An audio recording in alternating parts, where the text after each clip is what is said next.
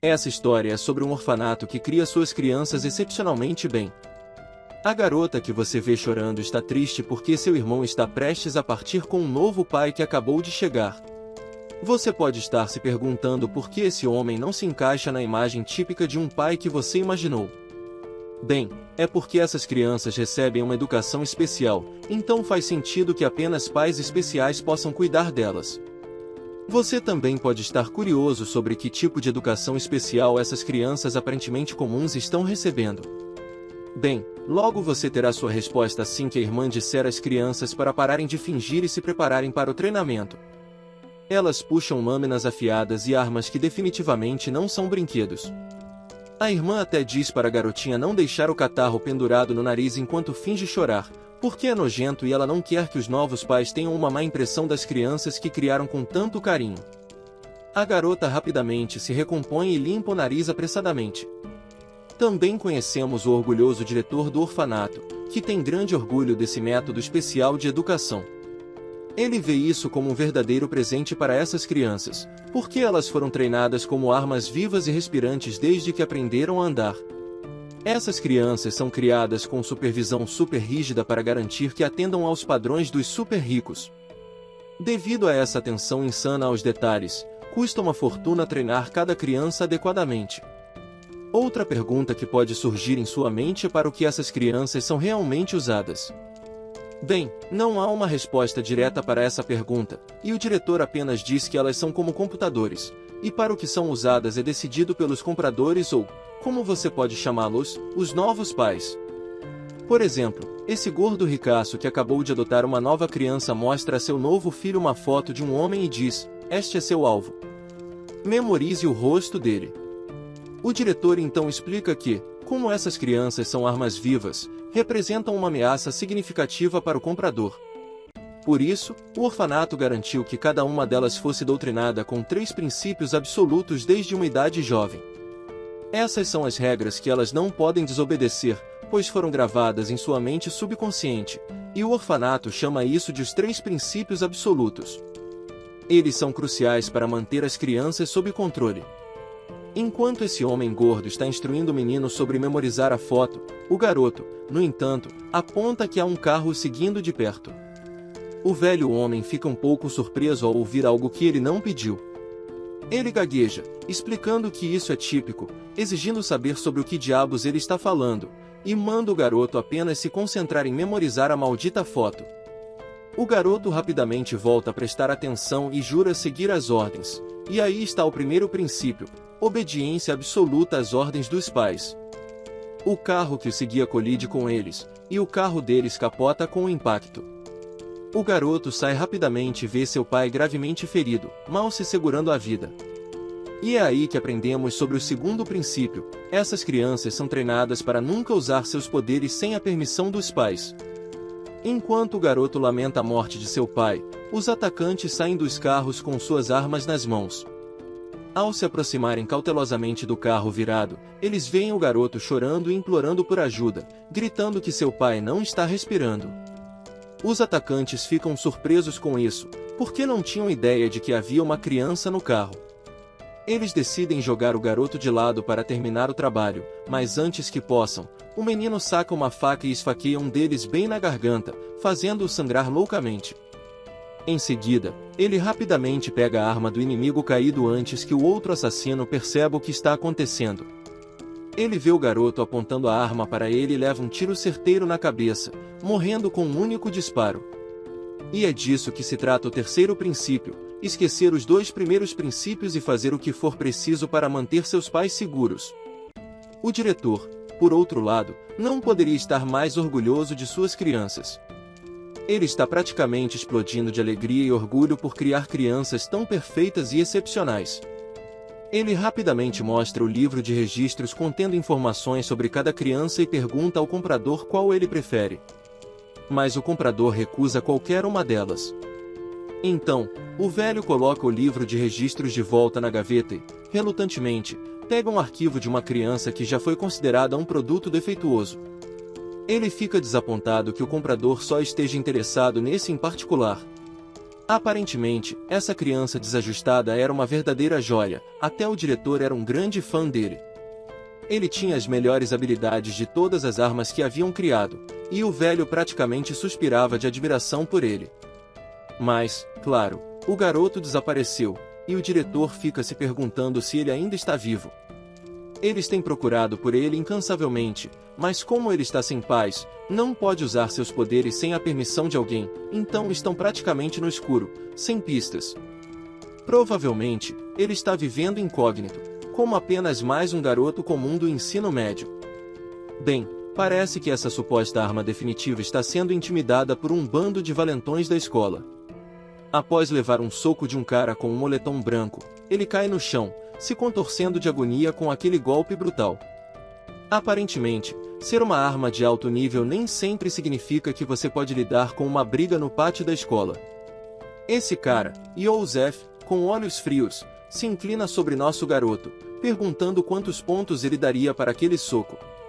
O pobre garoto balbucia: "Ah, isso foi um sólido 180 mil pontos."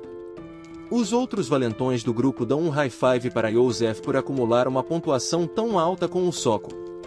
YF então decide que quer brincar mais, planejando testar seu chute para ver quantos pontos pode ganhar dessa vez. Mas antes que ele possa caminhar até nosso garoto, um loiro empurra esse garoto de cabelo preto para longe e corre até Unho, ansioso para saber quantos pontos seu soco pode render. Joseph não gosta nada de ser empurrado por algum estranho insignificante e até Unho consegue perceber que Joseph está irritado com o empurrão do loiro, então YF caminha silenciosamente até o agitado Canon. Quando chega lá, ele dá um bom e velho tapa no rosto de Canon, dizendo casualmente: "Só te pagando de volta, amigo, sem ressentimentos." Por mais que Canon odeie a humilhação desse tapa, ele engole o orgulho e faz um sinal de positivo para o amigo, por um sólido tapa de 180 mil pontos. O cara com os olhos frios apenas sorri e se afasta casualmente, dizendo a Canon que ele pode lhe comprar um maço de cigarros em vez de bajulá-lo. Antes de Joseph ir embora, Sam o desafia, prometendo lutar com ele da próxima vez. Enquanto isso, o protagonista já está totalmente farto de toda essa bobagem desses idiotas desorganizados, porque ele sabe que poderia derrubar todos eles de uma só vez, mas ele continua interpretando o papel de fraco e tolo. Canon começa a enforcá-lo, exigindo saber se o soco de Joseph é realmente melhor que o dele. Canon continua a intimidar nosso garoto, tratando-o como seu saco de pancadas pessoal para descontar sua frustração, e diz a Unho para acompanhá-lo por um tempo. Sem saída, o garoto segue relutantemente o encrenqueiro barulhento e acaba pagando a conta da refeição deles, porque, bem, Canon alega estar sem dinheiro, dizendo que gastou muito depois de fazer alguns serviços para Joseph. Blonde então se pergunta em voz alta quem venceria se ele lutasse contra Joseph de frente. Em resposta, Unho diz que não pode afirmar nada com certeza. De repente, sai a nota que a lanchonete tem o mesmo nome de Unho, e nosso garoto admite timidamente que ela é administrada por sua mãe. No momento certo, sua mãe também aparece e diz que, se Canon é amigo de seu filho, ele pode comer o quanto quiser. Canon fica genuinamente surpreso ao saber que essa é realmente a loja da mãe de Unho, e nosso garoto se sente bastante desapontado porque estava tentando manter isso em segredo o tempo todo e não sabe por que a verdade tinha que ser revelada por esse idiota que está lambendo os lábios, provavelmente ansioso por mais comida grátis. Vendo o olhar malicioso no rosto do amigo sujo, Unho pega sua caneta, pronto para furar o olho de Canon se ele tentar algo sorrateiro. Justo quando está prestes a agir, o loiro o surpreende ao pedir desculpas por não ter se apresentado adequadamente antes. Ele se apresenta como Canon Park, amigo de Unho, e comenta que finalmente entende por que a loja tinha um nome estranho. A mãe de Unho ri da piada e menciona que Unho lhe pediu para manter isso em segredo. Sai então provoca seu amigo, dizendo que ele é péssimo em esconder as coisas e que também está chateado por seu amigo ter mantido uma mãe tão linda em segredo. Unho, agora totalmente farto do show desse cara, sabe que Sam é apenas um problema. Para evitar mais bobagens, ele diz à mãe que eles precisam ir embora, porque outros amigos os estão esperando. A mulher embala um pouco de comida em um saco plástico e o entrega a Canon, dizendo para ele compartilhar com os outros. Ela afirma explicitamente e felizmente que todos os amigos de Unho são como seus próprios filhos, então Kanon não deve se envergonhar de pedir qualquer coisa. Enquanto Unho tenta convencê-la de que isso realmente não é necessário, os olhos do loiro brilham ao ver a comida grátis, e ele a pega sem pensar duas vezes, ignorando completamente os gemidos internos de Unho. Ele está se sentindo patético, internamente implorando para sua mãe repensar, porque sabe que esses caras são apenas um bando de valentões, não amigos de verdade. Unho então implora para Kanon não compartilhar a comida com Joseph ou qualquer outra pessoa. Kanon concorda com um sorriso malicioso e se despede. A mãe de Unho, sempre anfitriã graciosa, diz a Kanon para trazer mais amigos na próxima vez, ao que Kanon responde entusiasticamente, dizendo que definitivamente voltará com uma turma. Bem, era exatamente isso que Unho estava tentando evitar, e aqui estamos. Quando Kanon sai de vista, o garoto se vira para sua mãe e desaba, lutando para segurar as lágrimas enquanto exige furiosamente saber por que ela não fingiu que eles não eram parentes. Vendo seu filho tão chateado, sua mãe fica totalmente confusa e magoada. Ela lhe diz que estava apenas feliz em conhecer seu amigo e pede desculpas se causou algum problema. Unho, por sua vez, começa a questionar a racionalidade de suas palavras. Ele não tem ideia de por que está gritando com sua mãe, especialmente quando ela está se desculpando. Ele se sente péssimo por agir assim. Sua mãe tenta explicar que só queria que ele fizesse mais amigos, e por isso agiu dessa maneira.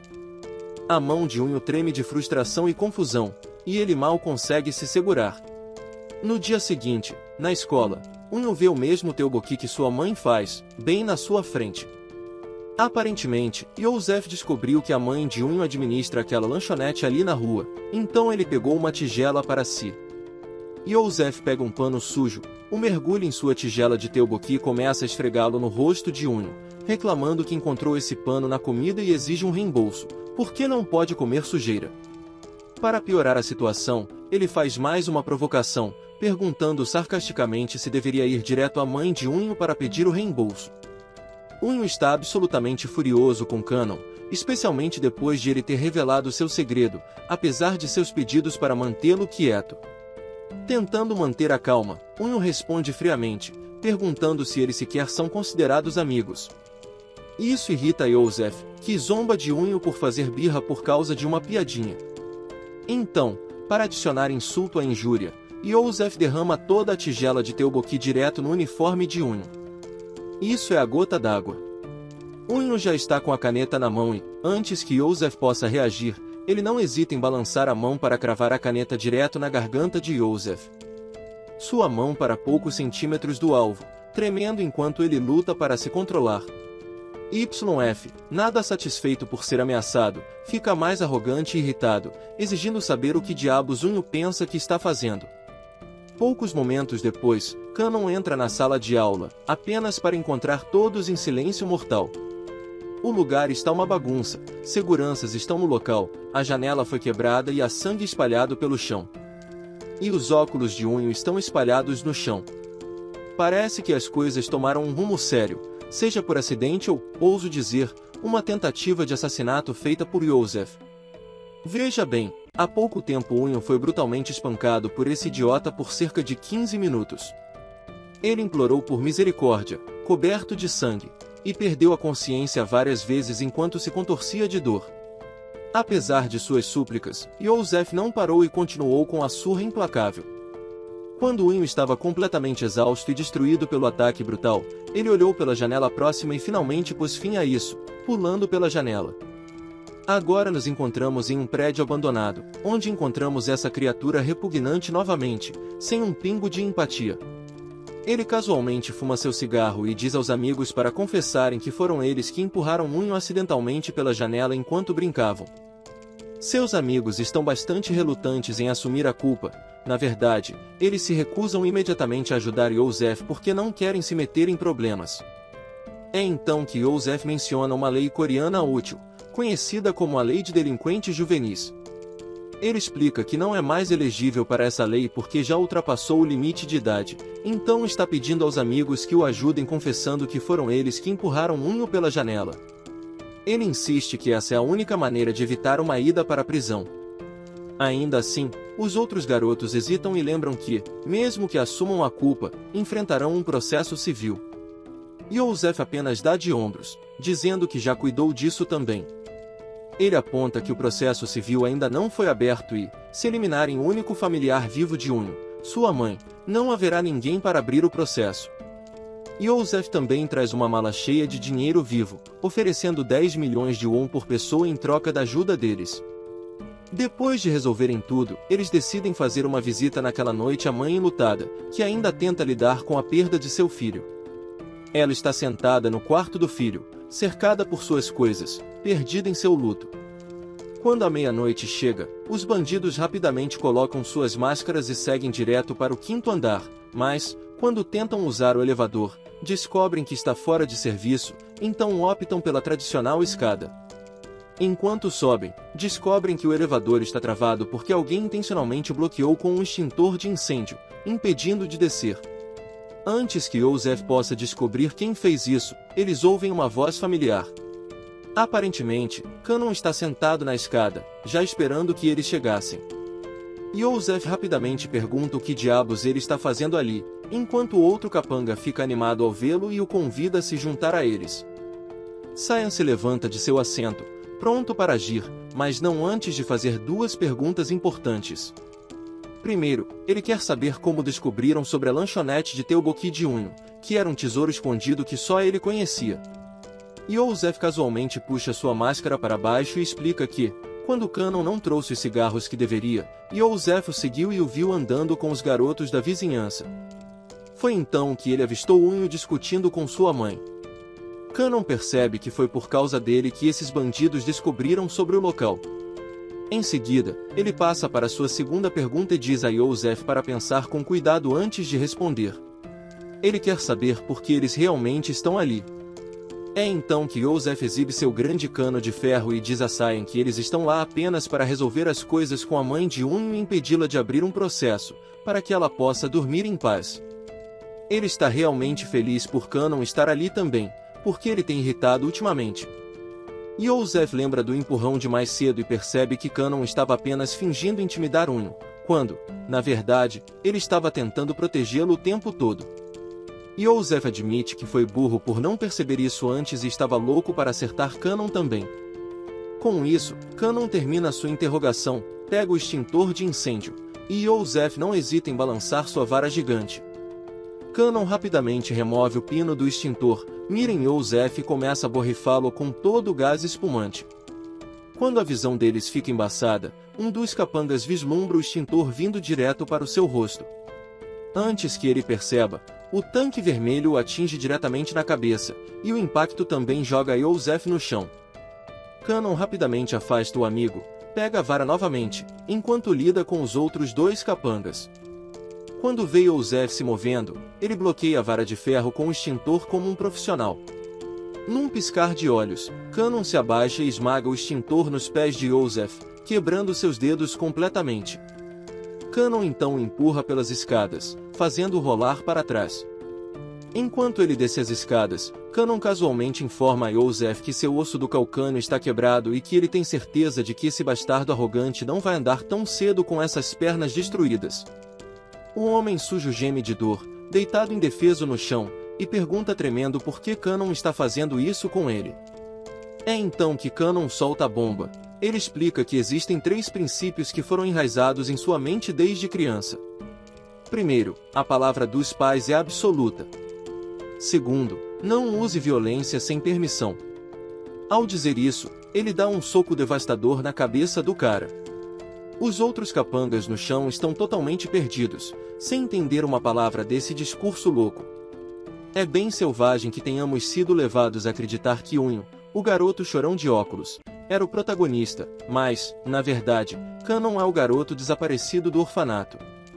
Depois de perder vários dentes e com o nariz quebrado, Yosef implora por perdão e pede para Canon parar, mas nosso garoto continua, explicando que o terceiro princípio é que, se houver uma ameaça à segurança dos pais, o garoto pode ignorar as 2 primeiras regras e resolver a situação da maneira que for necessária para proteger os pais. Cyan se lembra de a mãe de Unho dizer que todos os amigos de Unho são como seus próprios filhos, então, basicamente, ela é sua mãe agora. E, se alguém ameaçar sua mãe, ele tem a permissão de esmagá-los.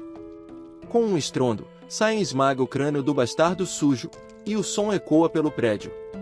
A cena volta para o orfanato sinistro, onde uma irmã visita o diretor. Ela diz que há uma ligação da Coreia. Quando o homem pergunta quem é, ela responde que é o pessoal do Bill. A mente do velho se agita ao reconhecer o nome do interlocutor. Ele rapidamente pega o telefone, e o interlocutor informa que encontraram o garoto que eles estavam caçando, a figura lendária do projeto Dead Mansion, codinome Shawn. Aparentemente, ele está na Coreia neste momento. E aí está a introdução oficial do nosso garoto.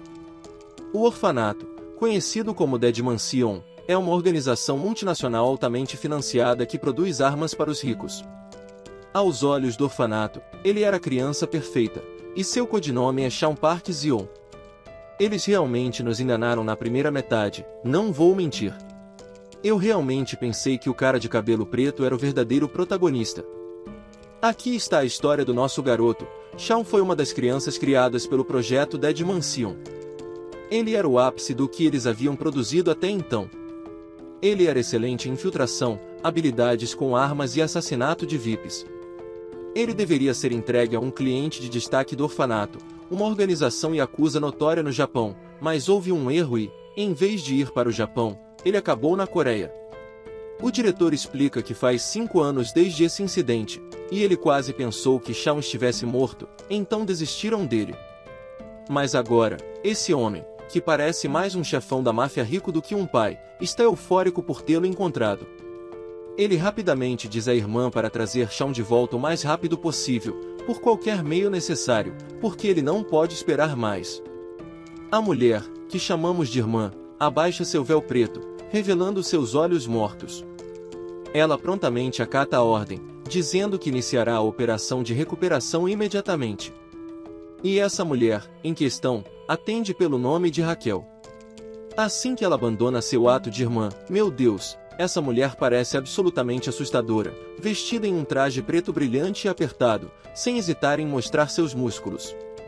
Ela deixa claro que arrastará Shawn de volta, mesmo que tenha que capturá-lo à força. Essa mulher é a instrutora do Dead Mansion, e sua especialidade ainda é desconhecida. No entanto, o diretor rapidamente diz a ela para se acalmar, porque ele precisa de Shawn sem danos, e ela não precisa dessas armas também. A mulher fica rapidamente envergonhada e começa a pegar seu manto para vesti-lo novamente, murmurando sobre como ela estava apenas entrando no personagem. Na próxima cena, vemos Kwon Bong-woo, o pai de Joseph, inclinando a cabeça para pedir desculpas à mãe de Unho. Ele promete cobrir todas as despesas médicas, danos emocionais e qualquer outra compensação de que ela possa precisar, mas a mulher declara friamente que nada vai mudar apenas com um pedido de desculpas, porque isso não é algo que pode ser resolvido com palavras. Os alunos por perto ficam surpresos ao ver esse homem rico e imundo curvando a cabeça assim. Kwon Bong-woo finalmente levanta a cabeça, vira-se com uma expressão vazia, dizendo que está indo embora. A mulher fica completamente perplexa com o comportamento estranho dele. Em resposta, Kwon Bong-woo cobre o rosto com um lenço e revela que estava lá para fazer as pazes, mas, como eles não podem resolver nada por meio de discussão, ele irá embora, porque eficiência é fundamental em todas as questões. Ele então caminha em direção ao seu luxuoso Maybach, dizendo à mulher que também conhece outras maneiras de resolver esse problema, porque ele é um verdadeiro especialista nesse tipo de coisa. Com essas palavras finais, o carro dele parte. Ele então reclama com seu gerente sobre como aquele lugar era incrivelmente fedorento e miserável, insistindo que eles o demolissem e construíssem um complexo de uso misto no lugar. O homem rico então pergunta sobre Shawn, ou como também podemos chamá-los, Ion, e pergunta ao gerente se eles já cuidaram do garoto. O gerente o informa que sua equipe já está a caminho, e a secretária os informará quando o trabalho estiver concluído. Kwon Bong-woo apenas acena com a cabeça e segue para o hospital da Universidade de Sandong. Lá dentro, encontramos Joseph todo machucado, envolto em bandagens como uma múmia. Ele diz ao pai que o garoto que o espancou não era um Joe qualquer. Ele continuava falando sobre 3 princípios gravados ou algo assim. Seu pai levanta uma sobrancelha, perguntando se isso é a nova moda entre os jovens. Yosef apenas balança a cabeça, dizendo que não tem ideia. Antes que Yosef possa falar mais, seu pai o interrompe, lançando um olhar frio para as mulheres, pedindo educadamente à enfermeira que lhes dê um momento a sós. Assim que a mulher sai, ele dá um tapa forte no rosto do filho, como qualquer pai típico. Depois de esbofetear Yosef, Bom-U o repreende. O que realmente o irrita não é apenas que seu filho começou uma briga, intimidou alguns garotos e os fez pular da janela. Não, o que realmente o incomoda é que Yosef não limpou a bagunça depois, deixando um rastro de evidências. Ele ensina a Yosef que o básico do trabalho é evitar fazer as coisas 2 vezes, ou seja, não cometer erros e deixar provas para os outros encontrarem. Bom-U diz a ele para observar seu pai de perto e aprender com essa chance de consertar as coisas. Enquanto isso, Shaun está levando uma surra de um grupo de capangas enviados por Bom-U. O líder, com luvas, observa enquanto seus subordinados arrastam o garoto ferido do chão. Com uma carranca, ele dá uma série de bofetadas no rosto de Shaun, não parando até o garoto desmaiar de puro cansaço. O capanga, de óculos, olha para Shaun com um sorriso sarcástico, dizendo: "Você pode ter derrubado alguns garotos, mas não é nada contra adultos." Eles seguram um dos braços de Shaun, e o capanga corpulento puxa para baixo, segurando-o firme. O líder então coloca o pé no braço de Shaun e aplica todo o seu peso, deixando o pobre garoto contorcendo-se de dor. Antes de irem embora, eles garantem que Shaun saiba que isso é uma vingança pela humilhação e pela surra que ele deu ao jovem mestre deles, Yosef. Enquanto o crepúsculo se instala, Shaun fica remoendo seus erros, estalando o ombro com um sorriso irônico. Ele ri ao lembrar de como os brutamontes nem conseguiram diferenciar entre um braço deslocado e um quebrado, apesar de toda a conversa de serem adultos. A surra que ele levou não foi nada comparada às que a tia Raquel costumava dar. Shaun está frustrado por não poder usar toda a sua força sem ordens, mas se sente aliviado ao saber que Yosef não vai mais intimidar ninguém. Enquanto ele caminha resmungando, cruza com a mãe de Unho, que o reconhece imediatamente e pergunta o que aconteceu com ele. Shaun a cumprimenta calorosamente e logo é convidado para o jantar. A mãe de Unho preparou um banquete, insistindo que ele coma à vontade. Quando Shaun ouve essa ordem, ele ataca a comida como uma fera, movido pelo instinto de obedecer aos cuidados de alguém que ele agora vê como uma figura parental. A mãe o orienta gentilmente a beber água, dizendo que isso o ajudará a digerir melhor. Shaun segue o conselho, bebendo um grande gole de água e soltando um arroto satisfeito. Depois, ele agradece pelo jantar, e ela sorri, feliz por vê-lo após tanto tempo. O clima de Shaun fica sério quando ele pergunta sobre o estado de Unho. Em resposta, ela garante que a cirurgia correu bem e que Unho está se recuperando, apesar das dificuldades. No entanto, sua força parece desmoronar. Suas mãos começam a tremer, e lágrimas escorrem livremente. Ela chora, sentindo-se fraca em comparação com seu filho e impotente como mãe. O desejo sincero dela é destruir todos os que machucaram Unho, especialmente o pai de Yosef, e despedaçar todos eles. Parece que Shaun finalmente encontrou um motivo para liberar todo o seu poder contra aqueles imbecis. Enquanto a mulher se vira para se desculpar por sua explosão repentina, Shaun já havia sumido. A cena muda para a companhia de construção Bom-U. Dentro do prédio, o pai daquele filho desprezível levanta um brinde para celebrar o recorde de lucro que conseguiram no 3º trimestre deste ano. Ele agradece sinceramente a todos os seus funcionários, dizendo que é graças a eles que a Bom-U Construction chegou tão longe. Entre a multidão de empregados, avistamos um dos mesmos brutamontes que tinha espancado Shaun antes, e perto dele está um garçom que estranhamente se parece com Shaun. O garçom se aproxima do homem e oferece-se para lhe servir uma bebida. Assim que o homem diz "sirva um pouco", o garçom quebra a garrafa bem no rosto desse idiota. A garrafa se estilhaça, deixando o vinho e os cacos de vidro espalhados pelo ar. O brutamontes cambaleia para trás, tentando se recompor e rapidamente se prepara para um contra-ataque, mas Shaun está pronto. Ele empurra aqueles óculos que estava segurando nas mãos do cara, como se estivesse lhe entregando um par de luvas, e então, com um brutal chute, acerta o idiota bem no rosto. Em seguida, Shawn pega alguns garfos e facas e os arremessa nos guardas com uma precisão mortal, atingindo os alvos perfeitamente. Não demora muito para que todos percebam que algo está acontecendo. Antes que possam fazer qualquer coisa, vários homens de terno preto já estão caídos, e as pessoas estão gritando sobre um garoto loiro que está causando toda essa confusão. A menção de um garoto loiro faz um sino tocar na mente do diretor da empresa. Enquanto isso, Shawn está escondido debaixo de uma mesa, faca em mãos, e passa rapidamente por todos, cortando-os como se não fossem nada mais do que pepinos com aquela pequena faca dele. Ele está seguindo o que lhe foi ensinado, as palavras de um pai são absolutas. Ele não pode ignorar as lágrimas e os pedidos da mãe que queria destruir todos junto com aquele pai, então ele está fazendo exatamente o que lhe foi mandado. Ele pega uma toalha de mesa e, antes que o grupo desorganizado possa se aproximar, usa-a como distração, jogando a mesa bem nos rostos deles, esmagando-os com o peso e deixando-os gritando de dor. Logo depois, uma faca voa de trás, mas ele se abaixa rapidamente e a faca atinge um dos caras de terno preto à frente.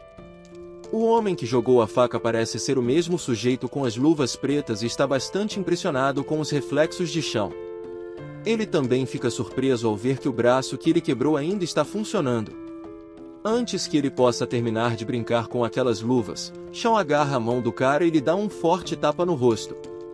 Ele habilmente prende o braço do sujeito e quebra o osso por dentro, dizendo friamente, é assim que se quebra um braço. Enquanto o cara convencido cai no chão, uma bala passa zunindo pelo rosto de Shawn, raspando de perto. O atirador é Bun-Woo, que está no primeiro andar, parecendo desapontado por ter errado o tiro. Shawn rapidamente levanta a mão e diz que é difícil acertar de tão longe, a menos que você seja um verdadeiro profissional. Bun-Woo, curioso, pergunta quem é esse garoto. Ele lembra que os garotos coreanos hoje em dia estão em algo chamado Krill, então ele pergunta se Shawn faz parte disso também, ao que Shawn responde que não sabe o que diabos significa esse tal de Krill, mas, se Bun está perguntando a que grupo ele pertence, ele afirma com orgulho que é da loja de lanches do Unho. A menção dos lanches de Unho faz outro sino tocar para o homem zumbi, que prontamente pergunta se Shawn está falando daquele lugar fedorento de comida barata em um beco. Com um sorriso irônico, o homem empurra o cano da arma bem entre os olhos de Shawn e pergunta se a mulher o avisou para matá-lo. Shawn sorri e diz que ele está completamente enganado, pois tudo o que ela fez foi dizer para ele destruir e esmagar todos. Enquanto o zumbi tenta entender o que Shawn está dizendo, meu garoto se move com velocidade relâmpago, derruba a arma e dá ao cara um sólido tapa. Esse único tapa foi suficiente para bagunçar o cérebro de Bun-Woo, e, com o soco final de Shawn, o cara cai no chão com o rosto em uma bagunça ensanguentada, o nariz e a boca sangrando pelo impacto. Shawn deixa claro que não está ali para ajudar ninguém, ele está apenas seguindo as ordens absolutas dos seus pais. Com isso, ele se vira para ir embora enquanto o homem no chão continua falando sobre como deveria ter acabado com Shawn quando teve a chance e se arrepende de não ter seguido seu próprio lema de nunca deixar um trabalho inacabado. Shawn pega a arma, mira no lustre e diz para o cara parar de falar sobre coisas inúteis. Ele dispara, e o lustre começa a cair, esmagando o homem, exatamente como a mãe de Unho desejou. Shawn se afasta, balançando a cabeça e murmurando como tanto o pai quanto o filho são realmente iguais. De volta ao hospital, a enfermeira pergunta a Joseph se ele está se sentindo melhor.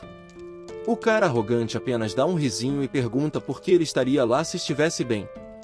A enfermeira comenta que ouviu que a violência escolar pode ser bem intensa hoje em dia, mas ela nunca viu ninguém tão machucado quanto ele antes.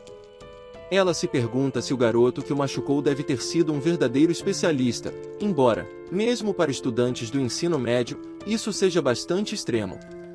Enquanto ela se agacha para pegar suas coisas, vemos um vislumbre do seu traseiro gigante. Sabemos que os russos são incrivelmente robustos, mas isso é algo em outro nível. Em seguida, ela pega a seringa e pergunta a Joseph o que ele estava discutindo com seu pai antes sobre alguns 3 princípios. Notando a cor estranha da injeção, Joseph questiona o que diabos ela está injetando nele. Raquel então tira sua máscara e o tranquiliza, dizendo que, enquanto usar apenas a metade, ele não vai morrer. Parece que ela finalmente chegou para pegar o nosso cara, e começa a pressionar o peito dele, interrogando sobre aqueles 3 princípios absolutos que ele mencionou. O cara fica genuinamente assustado com o olhar mortal dela e diz para ela simplesmente sair dali. É quando Raquel tira seu cabelo falso e para de brincar. Ela exige diretamente que ele revele o nome do garoto que o espancou daquela forma. Também descobrimos que suas especialidades são disfarce, infiltração, interrogatório e, claro, tortura. Pouco depois, Raquel liga para o diretor ao chegar na empresa Bunwoo. Ela lhe diz que o garoto aparentemente usou seus poderes. O diretor fica chocado com essa notícia, e Raquel explica que correu para o local onde Shawn foi relatado pela última vez, mas, quando chegou lá, ele já havia sumido. O lugar estava um caos, com pessoas gravemente feridas, algo que apenas os poderes de Shawn poderiam ter causado. O diretor fica confuso, dizendo que não tem ideia do que está acontecendo, pois, na história do projeto da Dimension, ninguém jamais desobedeceu os 3 princípios absolutos. O velho se aproxima de um armário, e, ao abri-lo, uma enxurrada de livros cai. Ele comenta que, se Shawn está ignorando os 3 princípios absolutos, não é mais uma questão comum. As armas que o Dead Mansion vendeu poderiam ultrapassar esses princípios e se voltar contra a própria organização. Ele a instrui que sua missão mudou e que, se Shawn estiver desrespeitando os princípios, ela precisará tomar providências, ao que Raquel prontamente concorda. O diretor também menciona que, se ela precisar de apoio na Coreia, pode contatar o pessoal local da BUM. Ele se pergunta se as crianças de hoje em dia realmente se vestem assim. Seu amigo explica que ela é russa e que algumas pessoas são bem mente aberta, acrescentando que até a própria esposa dele é assim. No dia seguinte, estamos de volta à escola, e parece que Raquel assumiu o papel falso de professora na escola onde Shawn estuda. Ela está lá para investigar o que Shawn está fazendo, e só de pensar nisso ela já fica animada. Ela está ansiosa para ver como ele cresceu, já que, antigamente, Shawn era seu aluno favorito. Ele absorvia tudo o que ela ensinava como uma esponja, então Raquel está realmente ansiosa para revê-lo. Quando ela chega do lado de fora da sala de aula, ela vê Shawn no meio de uma narrativa sobre como Joseph implorou por misericórdia depois de ele ter dado uma surra nele. Raquel fica completamente chocada com o comportamento de Shawn e tem dificuldade em aceitar que esse garoto vulgar seja realmente ele. De repente, um garoto gordinho sentado atrás de Shawn fica muito irritado e finalmente acorda por causa da tagarelice incessante de Shawn. Os dois começam a se desafiar, e Raquel se pergunta se eles já descobriram quem é o chefe. Ela se lembra de como, na Mansão dos Mortos, eles tinham um evento anual em que as crianças lutavam para medir seu poder de combate e determinar quem estava no topo. Era tão fofo quando eles a desafiavam, e Shawn sempre foi o mais forte entre eles. Mas agora, Shawn parece estar levando uma surra desse grandalhão, fazendo Raquel questionar seriamente seu status como o mais forte. O garoto gordinho continua chutando e espancando Shawn como se ele fosse um saco de batatas, e Shawn simplesmente aceita a surra de frente. A expressão de Raquel rapidamente muda para uma cara de pôquer enquanto observa esse garoto outrora poderoso ser espancado como um tolo. Após um tempo assistindo, Raquel começa a perceber que Shawn provavelmente não usou seus poderes porque está escondendo sua verdadeira identidade. Isso a faz pensar que ele ainda pode estar sob o controle dos 3 princípios, mas ela não tem certeza e decide mantê-lo sob vigilância. Ela pode ver seus olhos afiados e sofisticados. As boas crianças da Mansão dos Mortos deveriam ter tanto força física quanto inteligência, e Shawn sempre se destacou. Mesmo que ele esteja escondendo seu poder, sua inteligência ainda brilha. Como sua ex-professora, ela fica um pouco incomodada com o fato de ele não conseguir se disfarçar corretamente e pensa em ensiná-lo de novo quando tiver a chance. Enquanto Shawn está ocupado rabiscando o momento em que bateu em Joseph com aquele extintor de incêndio, Raquel fica confusa.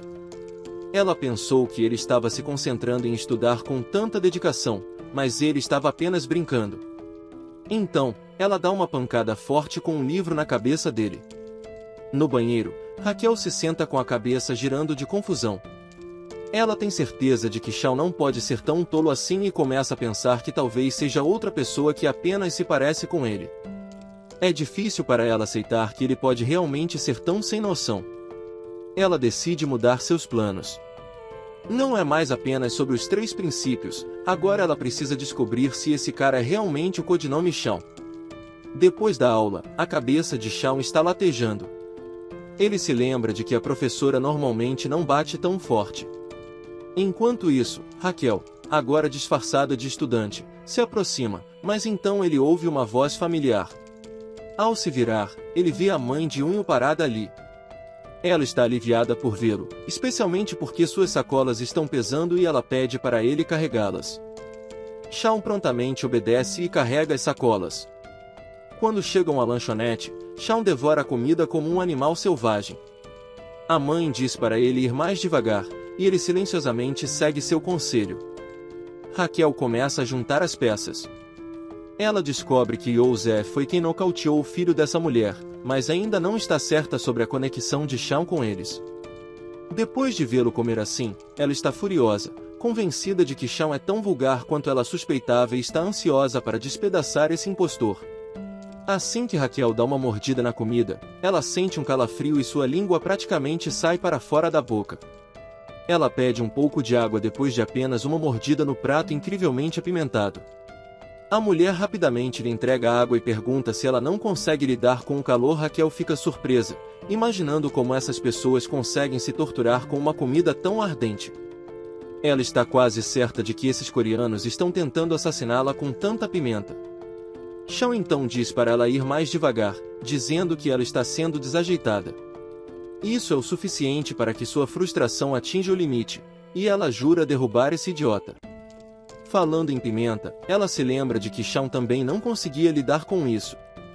Se esse cara realmente fosse Shawn, ele deveria estar sofrendo com todo esse ardor, assim como acontecia na Rússia. Ela observa sua mão trêmula, achando que ele está tendo dificuldades, mas, em vez disso, ele faz sinal de positivo atrás de sinal de positivo para a senhora, elogiando como a comida está deliciosa. A mulher fica feliz e continua servindo mais comida para ele. Raquel percebe que ele está realmente lidando com toda essa pimenta como um profissional.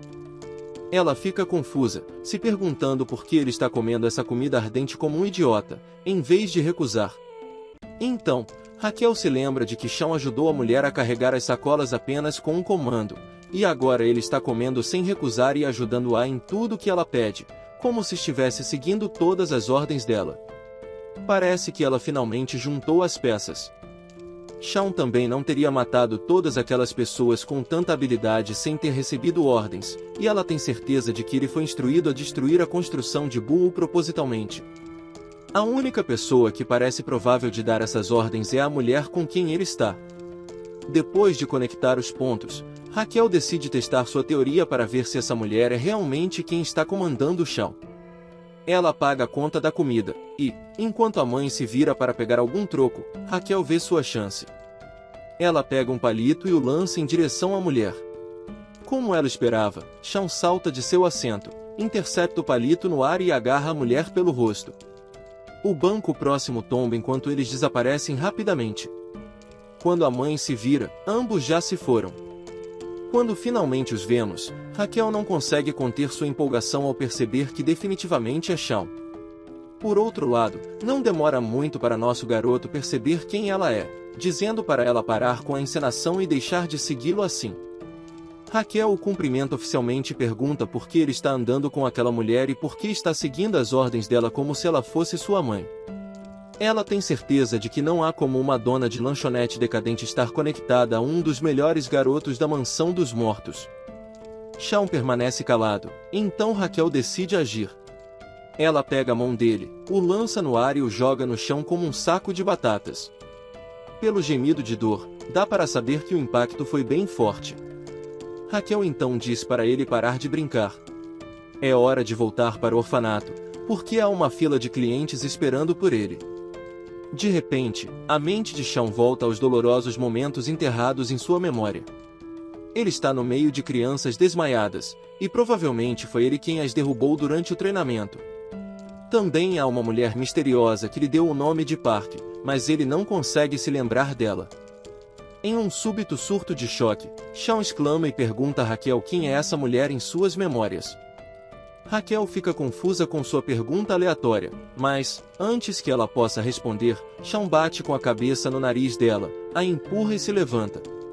Enquanto ela limpa o sangue do nariz, sua fúria aumenta. Ela exige saber se ele realmente não quer voltar sem uma luta, mas antes que ela possa agir, Shaun já está fugindo. Ele corre pelos telhados, surpreso que tenham mandado Raquel atrás dele. A imagem da mulher ensanguentada continua a aparecer em sua mente, e ele está determinado a descobrir quem é essa figura que assombra suas memórias. De volta à mansão dos mortos, o diretor está tendo um colapso total ao saber que Shaun conseguiu escapar. Raquel se desculpa, dizendo que ele escapou enquanto ela estava momentaneamente distraída, mas também traz boas notícias. Eles rastrearam a velha que está controlando Shaun com os 3 princípios. Acontece que ela é a pessoa que Shaun reconhece como sua mãe. O diretor fica atordoado. Como uma velha pode ser vista como uma mãe? Ele pergunta a Raquel se a velha está intencionalmente usando os 3 princípios, mas Raquel admite que ainda não pode ter certeza e decide que é melhor verificar as coisas com a velha antes de enviar mais recursos atrás de Shaun. Após uma troca de roupas, Raquel sai do banheiro disfarçada como essa velha senhora, deixando a outra idosa confusa, pois juraria que viu uma garota jovem entrando no banheiro mais cedo. Enquanto isso, o diretor está ocupado explicando que há apenas 2 maneiras de recuperar uma boa criança de seus pais, e logo aprenderemos sobre o primeiro método. Voltamos à mãe de Yunho, que fica surpresa com a aparição dessa velha senhora elegante, Raquel disfarçada, que a aconselha severamente a manter distância de Shaun. Ela se apresenta como a mãe de Shaun, observando que está frequentemente ocupada com viagens de negócios e não tem prestado muita atenção ao seu filho. Agora, ela faz todo um drama sobre como parte o seu coração ver que Shaun tem comido comida apimentada tão horrível. A mãe de Yunho, de repente, percebe que Shaun não aguenta a comida apimentada e sente um pouco de culpa por ter feito ele comer isso durante todo esse tempo. É um choque perceber que ela estava alimentando-o com algo que claramente não fazia bem para ele. Raquel está sorrindo por dentro, empolgada com a culpa que finalmente começou a aflorar na velha senhora. Era exatamente essa reação que Raquel esperava. Veja bem, convencer os pais a desistirem voluntariamente da custódia da criança é o primeiro método para recuperar uma criança de seus pais, e é isso que Raquel está tentando fazer. Ela continua com sua conversa suave, dizendo que entende que Shaun ouve a mãe de Yunho. Então, Raquel diz que, quando Shaun voltar para comer lá, ela deve dizer com firmeza para ele nunca mais voltar e ir para casa. É um jogo sujo da parte de Raquel, mas faz parte do plano. Se a mãe de Yunho disser para Shaun voltar para casa, ele tomará isso como uma ordem e voltará direto para a mansão dos mortos. Raquel começa a se despedir, mas a mãe de Yunho surpreende a todos ao se recusar a dizer o que Raquel sugeriu. Parece que o plano de Raquel não está indo tão bem quanto ela esperava. A mãe de Yunho fala e é um golpe no plano de Raquel. Ela pergunta a Raquel se ela ao menos prestou atenção no próprio filho. Ela revela que Shaun está sempre coberto de sujeira e, sempre que ela pergunta sobre isso, ele diz que caiu. No começo, ela achava que ele estava apenas sendo um adolescente rebelde, mas agora parte seu coração. Está claro para ela que Shaun precisa de alguém que realmente cuide dele, ao contrário dessa mulher rica que claramente o abandonou. Enquanto ela chora, admite que começou a se importar com Shaun e não quer que ele acabe como Yunho. Ela está disposta a cuidar dele, já que não há mais ninguém por perto. Raquel fica claramente irritada ao ouvir isso e tenta atacar a velha senhora, mas a mãe de Yunho apenas abaixa a cabeça e pede desculpas, dizendo que não queria soar rude. Ela está determinada a ficar de olho em Shaun, não importa o que aconteça. Parece que o primeiro plano de Raquel para garantir a posse de Shaun não foi tão bem quanto ela esperava, e ela está furiosa. Quando a noite cai, ela liga para o diretor e conta sobre a tentativa fracassada. O diretor parece decepcionado ao ouvir isso e claramente está perdendo a paciência, então ele dá sinal verde para que ela siga com o segundo método. Raquel, agora totalmente comprometida com o plano, concorda com entusiasmo e está ansiosa para colocá-lo em ação. Com um olhar determinado, ela tira suas roupas revelando uma versão mais selvagem de si mesma, sinalizando que as coisas estão prestes a ficar sérias. Descobrimos que, Com a morte do pai ou da mãe, a criança retorna à posse da mansão dos mortos, então seu novo alvo é a mãe de Yunho. A cena muda para fora de um mercado, onde a mãe de Yunho está fazendo compras para sua loja, e também podemos ver Raquel à espreita nas sombras. Ela espera o momento perfeito, com o dedo pronto sobre o botão de detonação de uma bomba. Quando decide que é hora, ela aperta o botão, e a explosão ecoa pelo ar. Os alarmes de incêndio soam e os sprinklers começam a jorrar água, molhando tudo. Mas a explosão não era destinada à mãe de Yunho, pois foi apenas uma distração.